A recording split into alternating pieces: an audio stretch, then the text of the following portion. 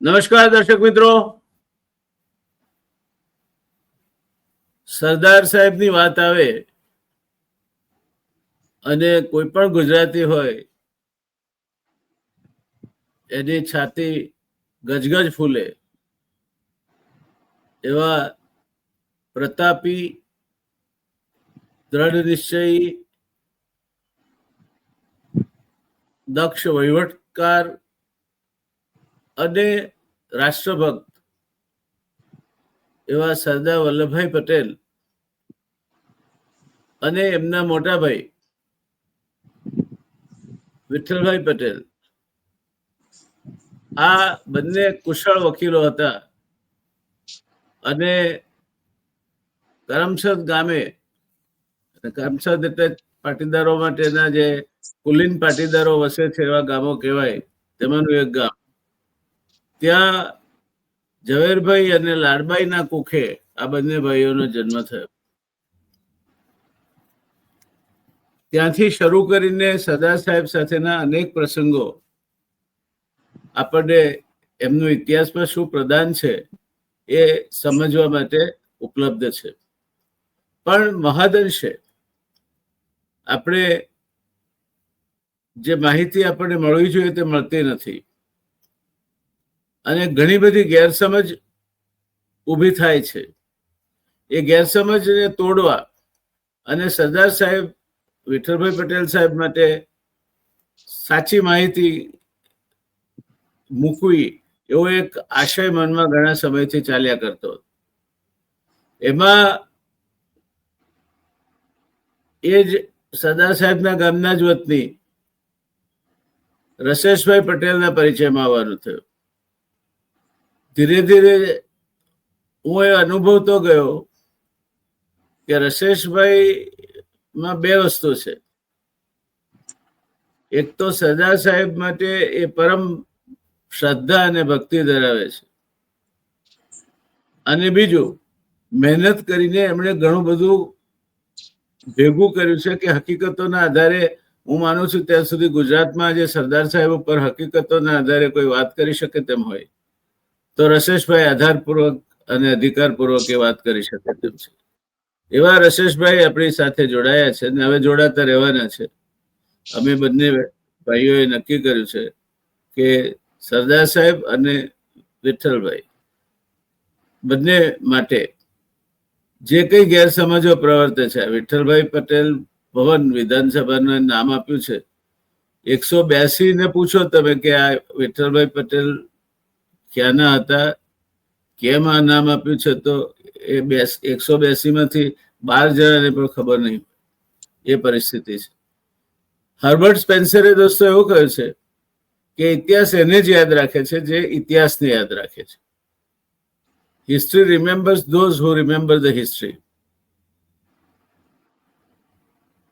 અને એ ન કરીએ આપણે તો શું થાય? તો એ બીજી વાત કરે છે કે ઇતિહાસનો સૌથી મોટામાં મોટો બોધપાઠ એ છે કે માણસ ઇતિહાસમાંથી કશું શીખતો નથી.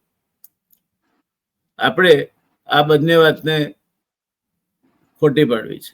આપણે ઇતિહાસમાંથી શીખવું પણ છે, ઇતિહાસને યાદ પણ રાખવો છે, અધિકૃત રીતે યાદ રાખવો છે, જેથી કોઈ ગપ્પા કે કિંવદંતી અથવા જે કઈ લૂઝ સ્ટોક જેને કહીએ છીએ તેના આધારે ઊભી થયેલ માહિતી આવે નહીં.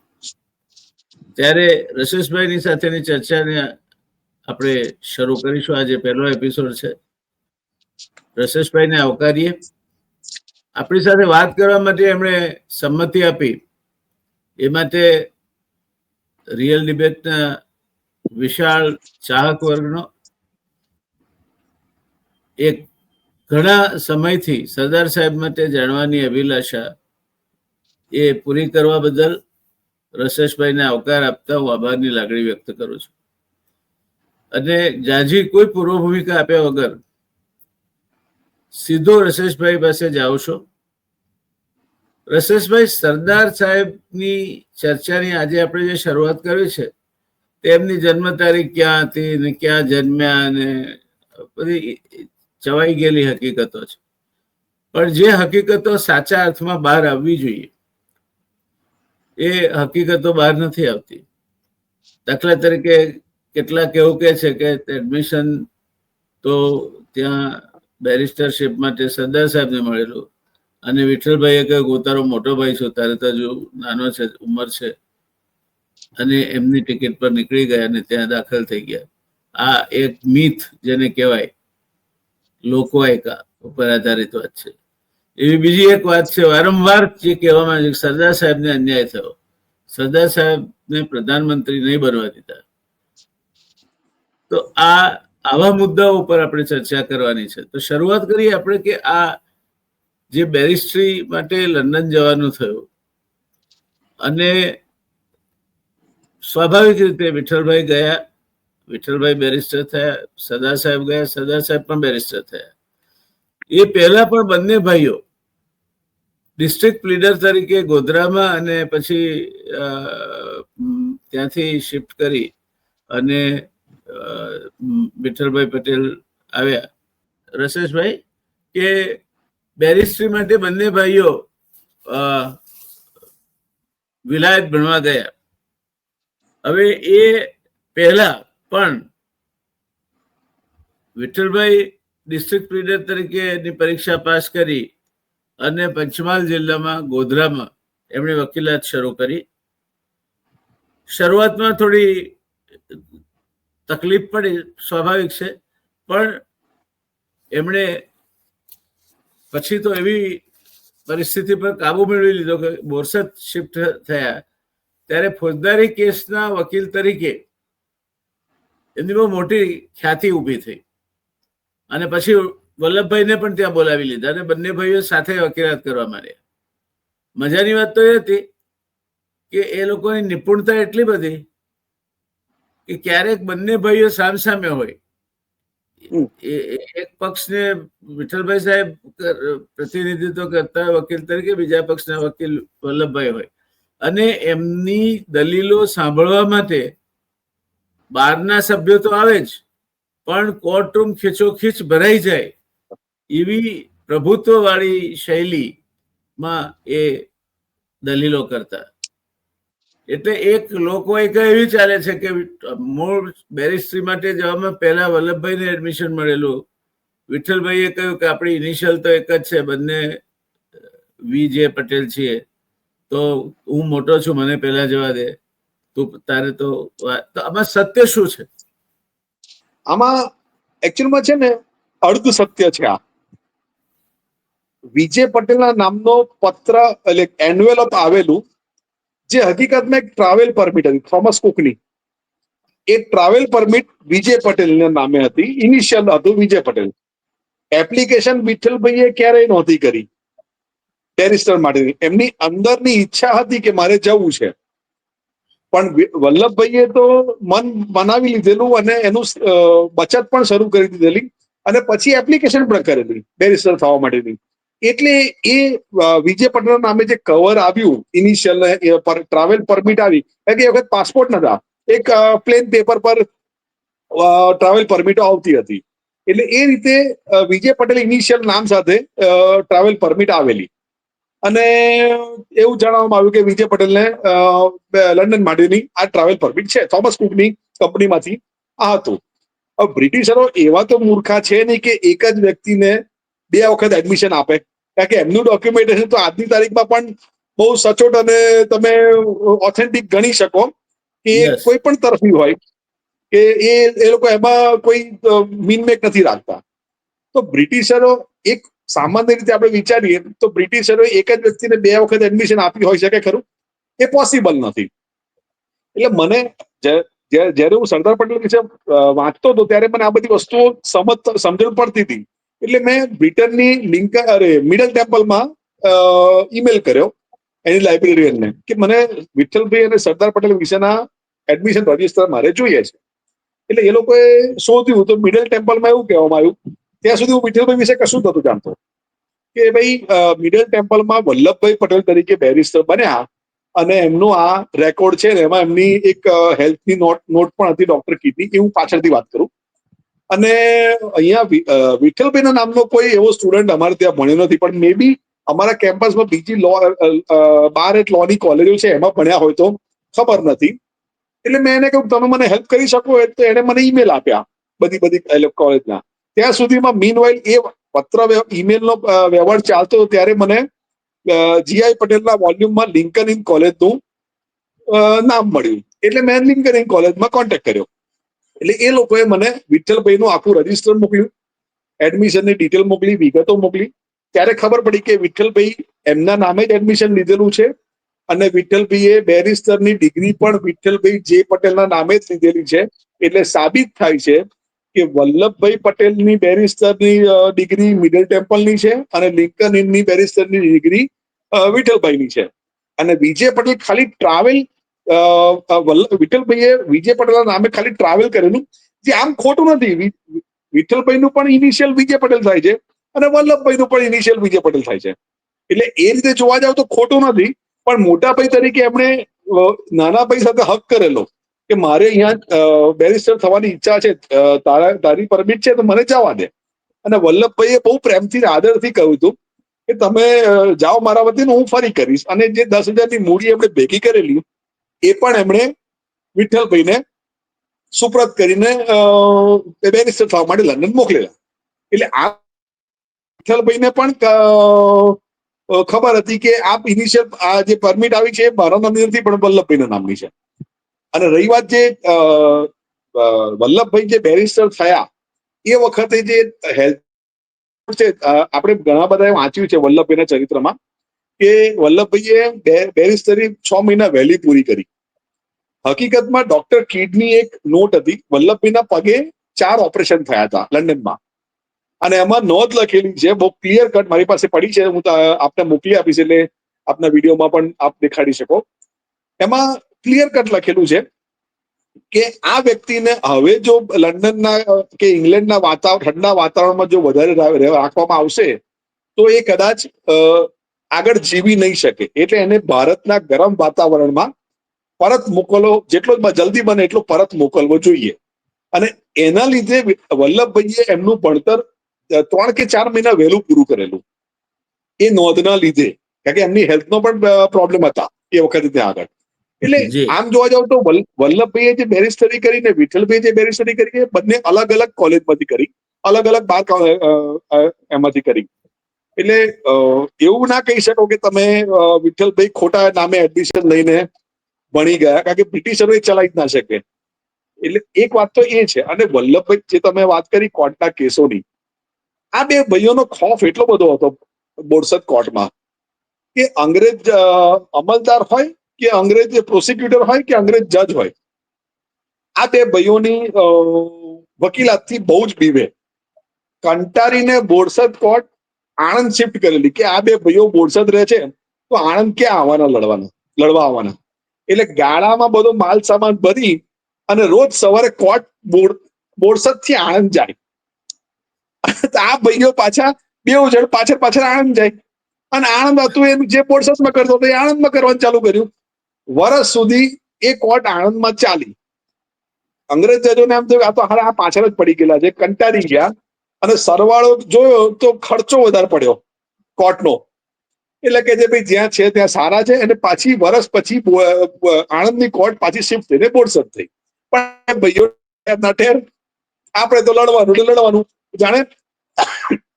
એ વખતે તો સત્યાગ્રહી બનવાની કોઈ એ બંનેમાં એ તો હતી નહીં, ફિતરત હતી નહીં. પણ અંદરનું લોહી હોય કે શું હોય, ભારતનું લોહી હોય કે ડીએનએ માં શું હોય કે અંગ્રેજોની વિરુદ્ધમાં જ લડતું હતું અને દરેક કેસ જીતતું હતું. પછી તો વિઠ્ઠલભાઈ બેરિસ્ટર બન્યા ને સ્પીકર બન્યા ને ધારાસભાના સભ્ય બન્યા. એ બધી વસ્તુ આગળ જુદી છે. પણ કહેવાનો આશય એ કે વલ્લભભાઈ ને વિઠ્ઠલભાઈનામાં અંદર પહેલેથી જ ગાંધીજી જોડે મળતા પહેલેથી જ આ એક પ્રકારની અંગ્રેજો વિરુદ્ધની લાગણી તો પ્રવર્તી ગયેલી, કારણ કે એમણે જોયું છે કે લોકોની સાથે કેવા વ્યવહારો કરતા હતા. એટલે બંને ભાઈઓ અંગ્રેજોને હેરાન તો બહુ જ કર્યા છે અને સત્યાગ્રહમાં જોડાયા પછી પણ બહુ કર્યા. રસેશભાઈ, ખૂબ સરસ વાત કહી તમે. દર્શક મિત્રો, 2 વસ્તુ સમજવા જેવી છે. રસેશભાઈએ શબ્દ વાપર્યો ટ્રાવેલ પરમિટ. પાસપોર્ટની જરૂર એ વખતે એટલા માટે નહોતા કે આપણે બધા બ્રિટિશ રાજ્યનો જ ભાગ હતા. એટલે એક પ્રદેશ ભારત હતો, બીજો ઇંગ્લેન્ડમાં પણ એમનું જ રાજ હતું. તો એ પાસપોર્ટની જરૂર નહોતી, એટલે ટ્રાવેલ પરમિટ હોય તો તમે ત્યાં જઈ શકો. એટલે એ રીતે ટ્રાવેલ પરમિટ વિજય પટેલના નામની આવી અને વિઠ્ઠલભાઈ વડીલ બંધુ તરીકે એમને ઈચ્છા વ્યક્ત કરી અને સરદાર સાહેબે ઉદારતાપૂર્વક એમને એ ટ્રાવેલ પરમિટ આપી તો દીધી, પણ પોતે બચત કરીને જે પૈસા ભેગા કર્યા હતા ભણવા જવા માટે એ આપી દીધા. પણ એ પહેલા વલ્લભભાઈની વકીલાતના કેટલાક કિસ્સાઓમાં આપણને એમાં આવનાર સમયના સરદારના દર્શન થાય એવું બને છે. અને રસેશભાઈ પાસેથી આપણે એ માહિતીમાં એની એન્ડોર્સમેન્ટ જોઈએ છે કે આ માહિતી આ પ્રમાણે છે. અંગ્રેજ જજ છે, કેસ ચાલતો હોય ત્યારે ઝોકા ખાવાની, ઊંઘી જવાની એની ટેવ છે. વકીલ દલીલ કર્યા કરે, પેલો ઝોકા ખાધા કરે. વલ્લભભાઈને લાગ્યું કે આને પાઠ ભણાવવો પડશે, એટલે જેવું પેલા ઝોકું ખાધું એવું એ દલીલ બંધ કરીને ઉભા રહી ગયા. કોર્ટ સ્તબ્ધ થઈ ગઈ, બધા શાંત થઈ ગયા. પેલો જજ પણ જાગ્યો, આમ ઝબકી દેતા એને જોયું કે તો ઊંઘતા પકડા આપણે. તો સરદારને પૂછ્યું, તમે કેમ દલીલો બંધ કરી દીધી, ચાલુ રાખો દલીલો તમે? એટલે કે આપ જાગો ત્યારે ને, કોર્ટ જાગતી ના હોય તો હું કઈ રીતે દલીલો કરી શકું? એટલે સરદારની રમૂજ વૃત્તિ પણ આમ બિલકુલ તેજ ધારદાર, તેજ તરાર હતી. રમૂજ કરે તો એવી કરે કે એમને જે કહેવું હોય સામે માણસને આમ એકદમ જનોય વટ ઘા મારીને કાપી નાખે. અને એ આ રમૂજ એમણે ગાંધીજી સાથે પણ અનેક વખત કહી, જેની વાત આગળ જતા આપણે કરવાના છે, કારણ કે આ ચર્ચાઓ આપણે ચલાવી છે, 2-3 વર્ષ ચલાવી છે. એટલે ધીરે ધીરે સરદારશ્રીને આપણે સમજતા જઈશું, એમની વાતો કરતા જઈશું. 2-3 વર્ષમાં સરદાર સાહેબને સમજી શકાય હું તો માનતો નથી, પણ એમાંથી જે કંઈ ગંગામાં સ્નાન, યમુનાનું પાન ને નર્મદાના દર્શન માત્રથી મોક્ષ મળે છે, તો આપણે સરદાર સાહેબના ચારિત્ર્યના દર્શન માત્રથી પણ પાવન થઈ જઈએ. તો કેટલાક પ્રસંગો લઈ અને તમારી સામે મૂકતા રહીશું. બીજો એક પ્રસંગ એવો બન્યો કે સરદાર સાહેબ વકીલ તરીકે જોરદાર દલીલો કરી રહ્યા હતા અને મિડલ ઓફ ઇટ, બરાબર ચરમસીમાએ દલીલો પહોંચેલી ને એમના માટે એક સંદેશો તાર હતો. શિરસ્તદારે આપ્યો એને તાર, જોયો એમને, ગળી કરીને ગજવામાં મૂકી દીધો, કેસ ચલાવી દીધો, બધું પતી ગયું. પછી કોઈ એમને પૂછ્યું કે શું હતું, ત્યારે ખબર પડી કે એમના પત્નીના અવસાનનો તાર હતો. છતાં પણ સ્થિત પ્રજ્ઞતા જરા પણ ખોયા વગર પોતાના અસીલ, જેની પાસેથી પોતે ફી લે છે, એના હિતને સંપૂર્ણપણે કેન્દ્ર સ્થાને રાખી અને એમણે એના દલીલ કરવામાં ક્યાંય કોઈ કચાશ રાખી નહીં કે જજને એવું નહીં કીધું કે sir I am sorry your honour, મારે આવો પ્રસંગ બન્યો છે અને I would request you to adjourn this case. તો થઈ જતે એડજમેન્ટ, મળી જતે, કોઈ જજ ના કે. આ સરદાર સાહેબની સ્થિતપ્રજ્ઞતાનો બીજો દાખલો. સરદાર સાહેબની સ્થિતપ્રજ્ઞતાને દુઃખ સહન કરવાની શક્તિનો એક ત્રીજો દાખલો છે. સરદાર સાહેબને બગલમાં બાંબલી થઈ હતી, આપણે એને બોઇલ કહીએ છીએ, એવું ગુમડું બગલમાં થાય વાળ ખેંચ્યા તોટવાથી, એને બાંબલી કહે છે. હવે એ જમાનામાં કઈ નસ્તર મૂકવાની ને બધી તો કોઈ બહુ જાજી વિધિઓ ચાલતી નહોતી, અને ચાલતી હતી તો પણ એ સામાન્ય રીતે કાં તો આળંદના ત્યાં જવું પડે, કાં તો આના ઉપર ડામ મુકાવે. અને એવા ઘણા જૂના જમાનાના માણસોને મેં બોઇલ થયા હોય ને ડામ મુકાવીને એમાંથી નીકળ્યા બહાર સાજા થયા હોય તો જોયું છે. સરદાર સાહેબ બહુ કુમળી ઉંમર હતી એમની, માંડ 10 થી 12 વર્ષની વય હશે. તો એ દામ દેવા માટે ગયા. તો પેલો દામ દેવા વાળો માણસ હતો, એને અરેરાટી થઈ કે આ કુમળા બાળકને હું આ ધગધગતો સળિયો કઈ રીતે ચાપી શકીશ. એને સળિયો કાઢ્યો પણ ખરો, પણ એનો જીવ નહીં ચાલ્યો. તો સરદાર સાહેબે હાથ એનો પકડીને પોતે સળિયો ચાપી દીધો. માંસ બળવાની વાસ આવી અને કામ અત્યંત પીડાજનક હતું, છતાં સરદારના મોઢામાંથી હુંકારો ના નીકળ્યો. આ પુષ્પાદપી ચ કોમલમ વજ્રાદપી કઠોરાણી પુષ્પાદપી ચ કોમલમ. વજ્ર જેવા કઠોર અને પુષ્પ જેવા કોમળ એ વ્યક્તિત્વ એટલે સરદાર સાહેબ. આ સરદાર સાહેબ એ ખોટું ચલાવી નહોતા લેતા, એની વાત પણ આપણે કરવી છે. સરદાર સાહેબ એક વખતે એક બોરસદની કોર્ટમાં શુકલ કરીને જજ હતા, ખાવધરો માણસ, ભૂખ્યો દાંસ હોય એમ લાંચ ખાધા કરે. તો સરદાર સાહેબ ને લાગ્યું કે આ તો આ ચાલશે નહીં, એટલે એ વાત કરીને વિઠ્ઠલભાઈના હાથમાં સદનસીબે એમના કરતૂતોનો સિલસિલાબંધ ઇતિહાસ આવ્યો, પુરાવા મળ્યા, અને વિઠ્ઠલભાઈએ શુકલ વિરુદ્ધ મુંબઈ હાઈકોર્ટમાં અરજી કરી.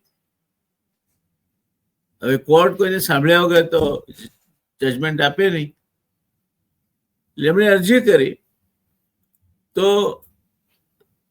પરિસ્થિતિ એવી થઈ કે જે પ્રકારની દલીલો જોરદાર રીતે અને પુરાવા સાથે વિઠ્ઠલભાઈ પટેલે રજૂ કરી, તેના કારણે કોર્ટને લાગ્યું કે આમાં સ્પષ્ટ રીતે લાંચ રૂશ્વતનો કેસ બને છે, અને કોર્ટે પેલા જસ્ટિસને કહ્યું કે તમે કાં તો રાજીનામું આપી દો, અથવા તમે જો રાજીનામું ના આપો તો અમારે પછી તમને બરતરફ કરવા પડશે.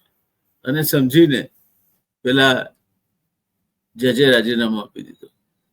એ દિવસથી આ બે ભાઈઓની એક ધાક ઊભી થઈ ગઈ કોર્ટમાં કે આ સાચું હોય તે જ કરે છે, કાયદાના પૂરેપૂરા જાણકાર છે, અને જો ખોટું થતું હશે તો છેવટ સુધી લડી લેવાની તૈયારી વાળા માણસો છે. એટલે એમની વકીલાત નહોતી ચાલતી એટલે ત્યાં ઇંગ્લેન્ડ ગયા તેવું નથી, વકીલાત તો ધમધોકાર ચાલતી હતી. પણ એ વકીલાત દીખતી પ્રેક્ટિસ અને એક સરસ મજાના વકીલ તરીકેની એમની છબી એ એમણે કામ આગળ ગણી આવી હશે, પણ એ આ એમની બેકગ્રાઉન્ડ હતું, એમની પાર્શ્વભૂમિકા હતી. તો રસેશભાઈ હું એ કહેતો હતો કે શુકલ નામના જજની વાત કરતો હતો કે વિઠ્ઠલભાઈએ એના વિરુદ્ધ લાંચ રૂશ્વતના આક્ષેપો કર્યા હતા, ગેરવર્તણૂકના આક્ષેપો કર્યા હતા, અને મુંબઈ હાઈકોર્ટમાં છેક અરજી નાખી. હાઈકોર્ટે આખો કેસ ચલાવ્યો અને વિઠ્ઠલભાઈ પટેલના ધારદાર દલીલો સામે શુકલ ટકી નહીં શક્યા, અને મુંબઈ હાઈકોર્ટે એવું કહ્યું કે either you resign or will dismiss you, અને છેવટે એમને રાજીનામું આપવું પડ્યું. પણ આ બે ભાઈઓની એવી ધાક ઊભી થઈ ગઈ કોર્ટમાં કે આ લોકોની સામે પડાય નહીં. કાયદો જાણે છે બરાબર, હિંમત છે, અને સામે પડ્યા તો મરચું મીઠું નાખ્યા વગર ખાઈ જાય તેટલી ક્ષમતા પણ છે. તમે વિચારો, તમે સોરી, હા બોલો. હા, આપ કઈ કહેતા હતા, પ્લીઝ ગો અહેડ. તમે વિચારો કે સરદારને તો સરદારનું બિરુદ સત્યાગ્રહમાંથી મળ્યું, પણ વિઠ્ઠલભાઈની તો જે રીતે પ્રણાલી હતી અને એમને લીધે લોકો એમને વીર વિઠ્ઠલભાઈ કહેતા થઈ ગયેલા. અને આપે જે વાત કરી જે પેલું બગલમાં પેલું ફોડલું ફોડવાની, એ વાળંદનું નામ માધારાત. બરાબર, માધારાત નામનો વાળંદ હતો એ. બરાબર, પણ એ હિંમત નહીં કરી શક્યો. હા, એ પણ હિંમત નતો કરી શક્યો.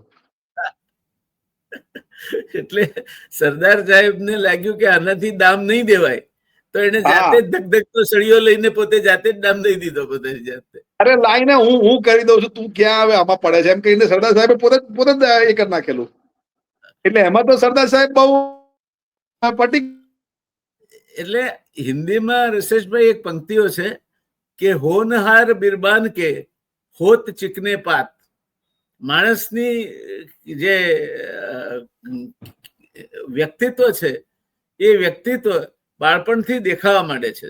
આ વ્યક્તિત્વના ચમકારા સરદાર સાહેબમાં, વિઠ્ઠલભાઈ સાહેબમાં બાળપણથી દેખાવા માંડ્યા હતા. શુકલ મામલતદારનો કેસ જુઓ, સરદાર સાહેબના કોર્ટમાં આર્ગ્યુમેન્ટ જુઓ, સરદાર સાહેબે એમના પત્નીના અવસાનનો ટેલિગ્રામ આવે છે, ગજવામાં મૂકી દેવાની સ્થિતપ્રજ્ઞતા દાખવી તે કિસ્સો જુઓ. સરદાર સાહેબને બાંબરી થઈ તો એમણે પેલા માધા રાત પાસેથી સળીઓ લઈને પોતાની જાતે જ એના ઉપર ચાંપી દીધો, એ જુઓ. તો એમના બંનેમાં નેતૃત્વના ગુણો તો પછી વિકસ્યા, પણ સહનશક્તિના અદ્ભુત ગુણો હતા. સહનશક્તિ, સત્યનિષ્ઠા અને સાચું હોય તો ભલભલા ચમરબંધીથી પણ ડરવાનું નહીં કે આપણે વકીલાત કરવાની છે ને જજની સામે ક્યાં પડવું, એવું નહીં. એટલે એ જે બાળપણથી એમનામાં જે ગુણો હતા એ ગુણો આગળ જતા અંકુરિત થઈ અને એમાંથી મોટું વટવૃક્ષ બનવાનું હતું. આજે આપણે એની એક ઝલક દર્શક મિત્રો સામે રજૂ કરી. એમાં તો કેટલા બધા એમના સત્યાગ્રહોમાં, વિઠ્ઠલભાઈ અને સરદાર પટેલના સત્યાગ્રહોમાં અંદર ખાને બિહાઇન્ડ ધ કર્ટેન બેઉ ભાઈઓ જે કામ કર્યું છે, રોલેટ એક્ટ જુઓ, નાગપુર ઝંડા સત્યાગ્રહ જુઓ, બોરસદ સત્યાગ્રહ જુઓ, ખેડા સત્યાગ્રહ જુઓ, બારડોલી સત્યાગ્રહ જુઓ, આ બધા સત્યાગ્રહ વિશે આપણે અલગ અલગ એક એપિસોડ કરીએ ને તો આ બે ભાઈઓએ જે કામ કર્યું છે ને એમ લાગે કે એ તો કરીશું, પણ આપ વચ્ચે કંઈક મને વાત કરતા હતા કે સરદાર સાહેબ અને વિઠ્ઠલભાઈ સાહેબના જે કોર્ટમાં એમના આક્રમક વલણથી કંટાળીને અથવા ત્રાસીને કોર્ટ આણંદ જતી રહી, ગાડું ભરીને આણંદ જાય, એ શું એ બનાવ શું હતો? એ શું બનાવ? એકચ્યુઅલમાં શું હતું કે સરદાર પટેલ બોરસદમાં આવી ગયા અને બેરી વકીલાત ચાલુ કરી. એવી જ રીતે વિઠ્ઠલભાઈએ ચાલુ કરેલી બોરસદમાં.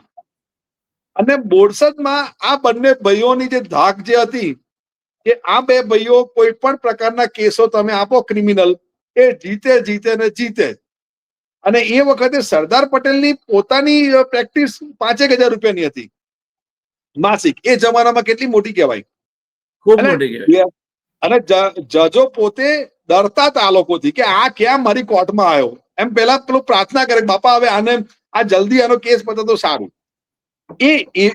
એવા વાતાવરણમાં જજો ડરીને ચાલે કે બાપા આ જો આયા તો મારી આજે કોર્ટની મારી ખેર નહીં, કાં તો કોકની ખેર નથી. પણ કેસ તો ગમે તે રીતે એમના અસીલને છોડાઈને તો જશે, ગમે તે કરશે. એ ચુકાદો તો કંઈક એમના ફેવરમાં જ લાઈન મૂકશે. કંટારીને એ લોકોએ આણંદ લઈ ગયા કોર્ટ. 1 વર્ષ માટે આણંદ કોર્ટ ચાલી. આ રેકોર્ડેડ છે સાહેબ.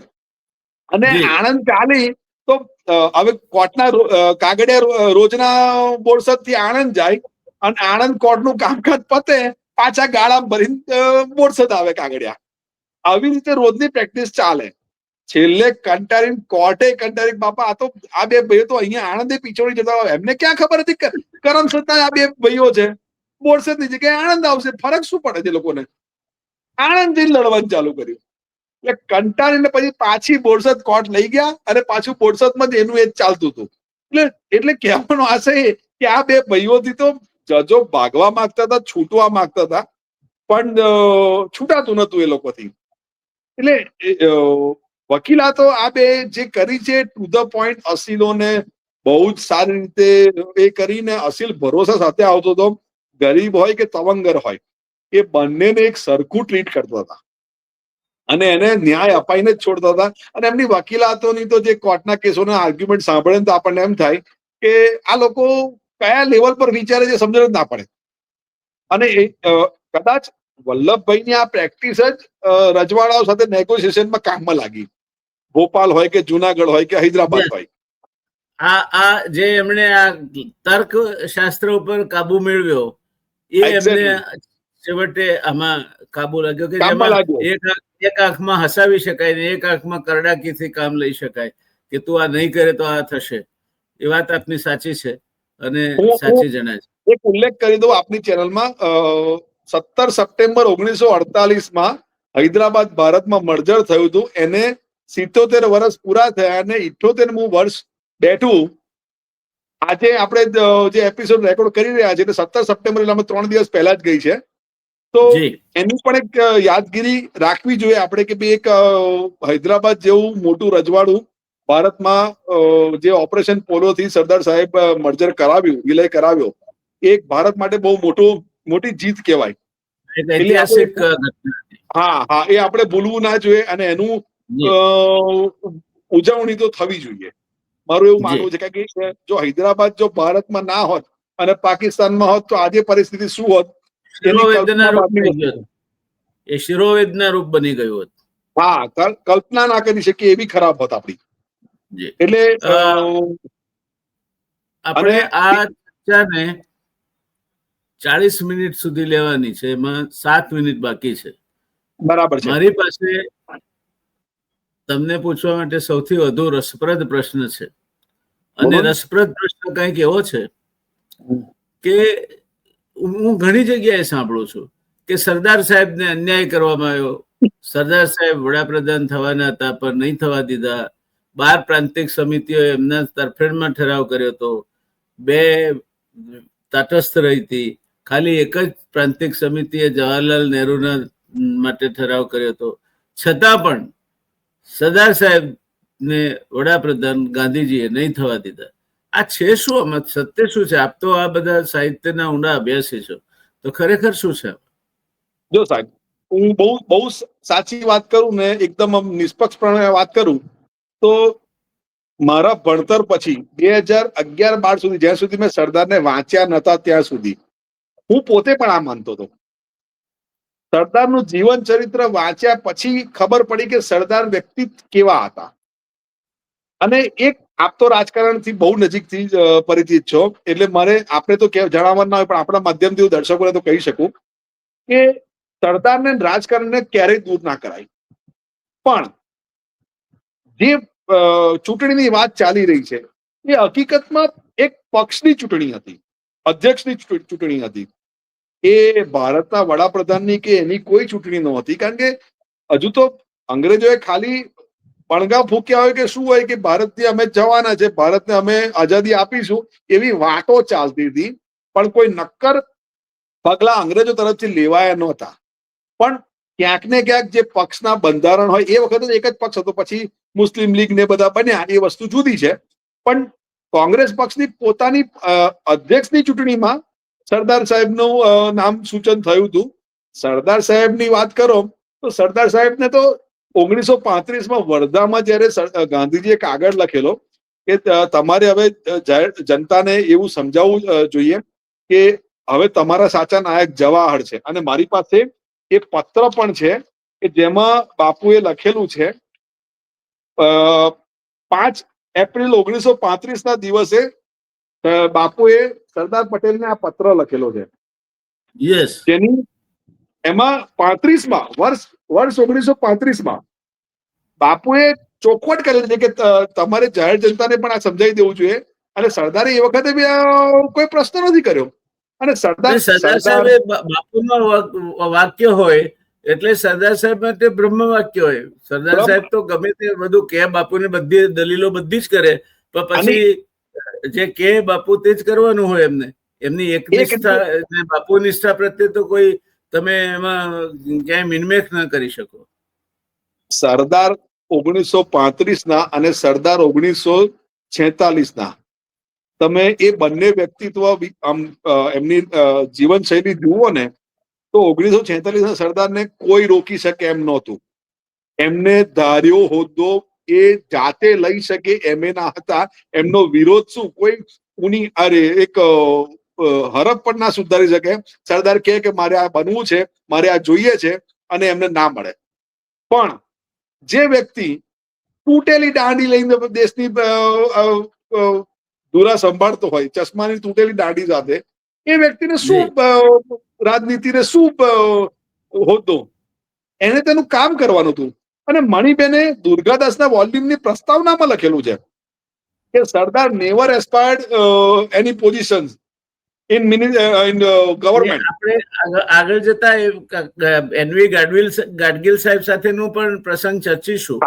પણ આ એક ખોટી માન્યતા પ્રવર્તે છે કે સરદાર સાહેબને વડાપ્રધાન નહીં થવા દેવાય. સરદાર સાહેબે ધાર્યું હતું વડાપ્રધાન પદ એમના ગજવામાં હતું. એ પાર્લામેન્ટરી બોર્ડના પ્રમુખ હતા.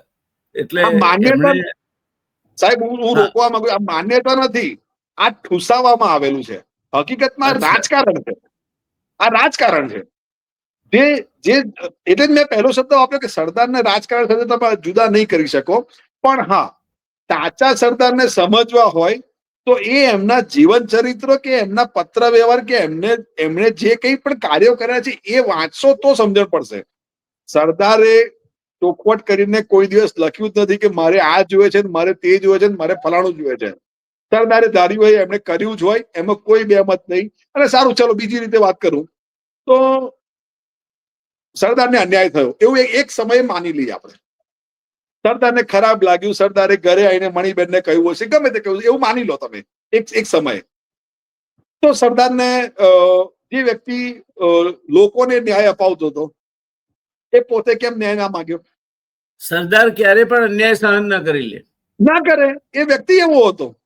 અને ચલો સરદાર ચૂપ રહ્યા, ગાંધીજીની શરમે ચૂપ રહ્યા, ગમે તે રહ્યું. એમની આંખો મીચાયા પછી, એમનો સ્વર્ગવાસ થયા પછી આજ દિન સુધી એવું ક્યાંય લખાયું નથી એમના વારસદારો દ્વારા કે અમને અમારા બાપા કહીને ગયા હતા કે અમને અન્યાય થયો છે. અરે મણિબેને જ લખ્યું હોત નહીં તો. લખાયું હોત. મણિબેન તો સરદાર સાહેબ વિશે એક શબ્દ જ ખરાબ સાંભળી શકે એવા નતા. એટલા કઠોર હતા. સરદાર વિરુદ્ધ જો કોઈ બોલે તો મણિબેન પહેલા એનું એ કરી લેતા હતા. સરદારનો વારો પછી આવતો હતો. સરદારના એક ઢાલ જેવા ઉભા રહેતા હતા મણિબેન.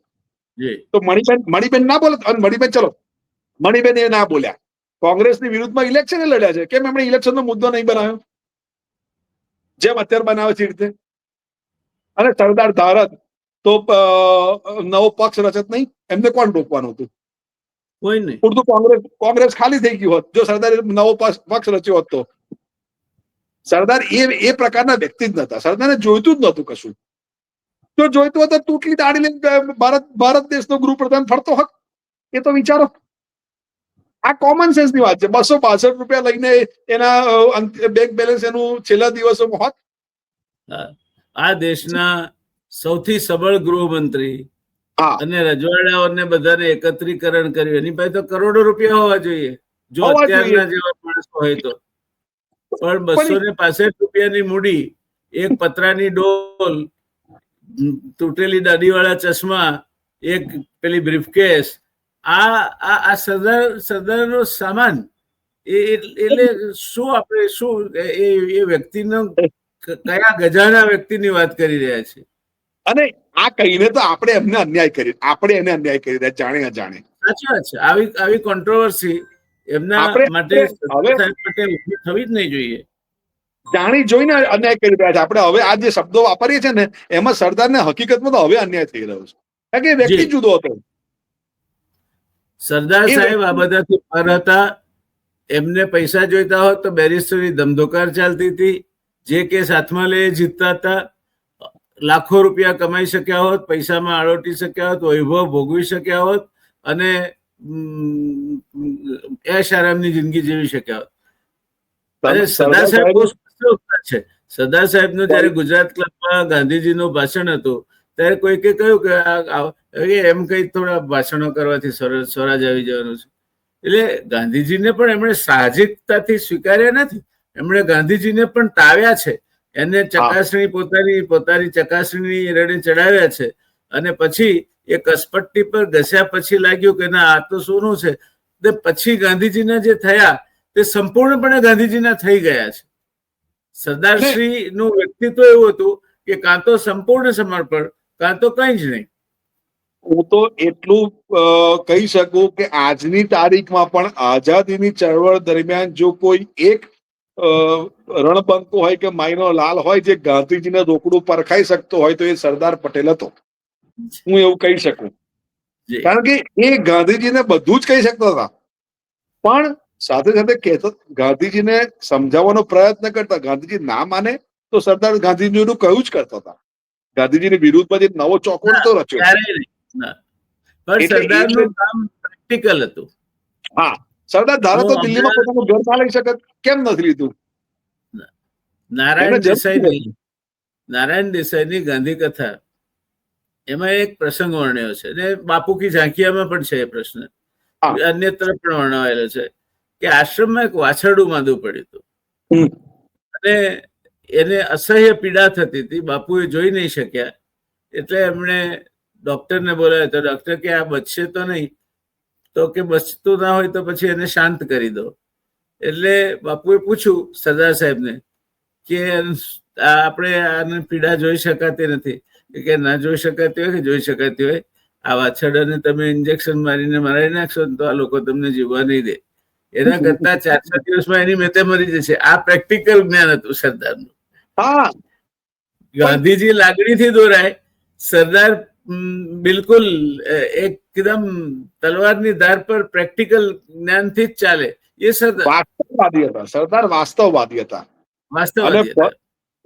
ભૂતકાળના અનુભવોથી વર્તમાન જીવતા હતા અને ભૂતકાળના અનુભવોને વર્તમાનના અનુભવોથી એ ભવિષ્યની દીર્ઘ દ્રષ્ટિ રાખતા હતા. સરદારનું આ ચરિત્ર હતું. બેસિક વાત કરું તો સરદાર પોતાના અનુભવોથી જે અનુમાન લગાવતા હતા અને દીર્ઘ દ્રષ્ટિ એમણે એવી રીતે જ કેળવેલી કે ભવિષ્યમાં એમણે કહેલું બધું જ સાચું પડ્યું. મોટા ભાગનું જે એમણે ચર્ચાઓ કરી છે એમના પત્રોમાં ને એમાં, એ બધી આજે હકીકતમાં સાચી પડી રહી છે. તમે ચીનની વાત કરો કે આર્થિક નીતિની વાત કરો, દરેક બાબતમાં સરદાર સાહેબનું દર્શન જે છે તે વાસ્તવવાદી દર્શન હતું. સરદાર ભાવનાઓના માણસ નહોતા. સરદાર ઠોસ જમીનના, નક્કર જમીનના માણસ હતા, વાસ્તવવાદી માણસ હતા અને વાસ્તવિક જે હોય તે વિચારવા, કરવા અને કહેવા વાળા માણસ હતા.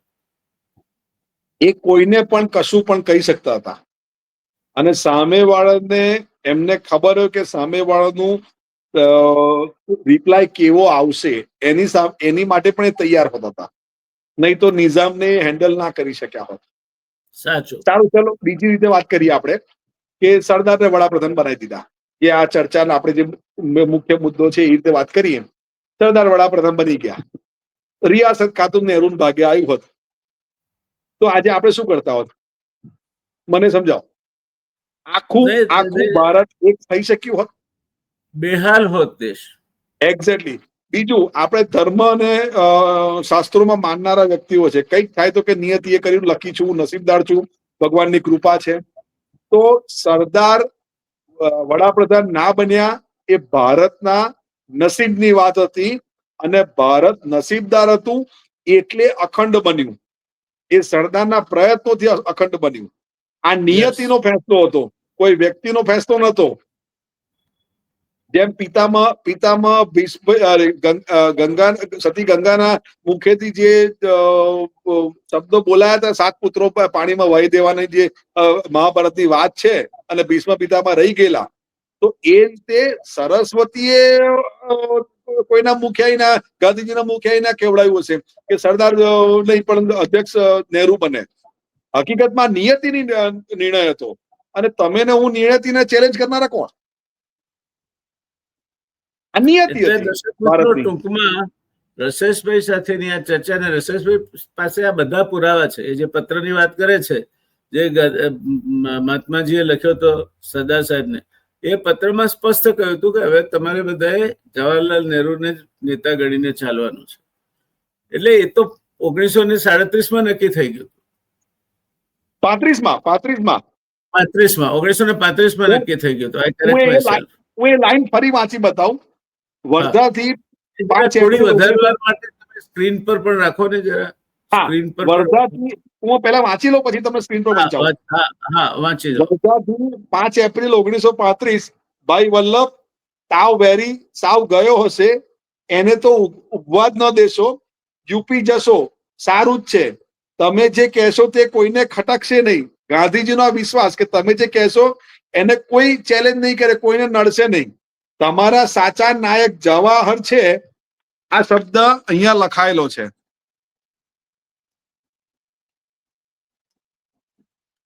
યસ, તમારા સાચા નાયક જવાહર છે, છેલ્લી લાઈન છે. હા, બરાબર. હા, બરાબર. હું તમને આ કાગળ પર મોકલી આપીશ. તેના ટ્રસ્ટી તરીકે નેક્સ્ટ એપિસોડમાં કાગળ હું પહેલો ડિસ્પ્લે કરીશ. મને મોકલજો. તેના ટ્રસ્ટી તરીકે તમારી જ પાસે ઉભા છીએ અમે.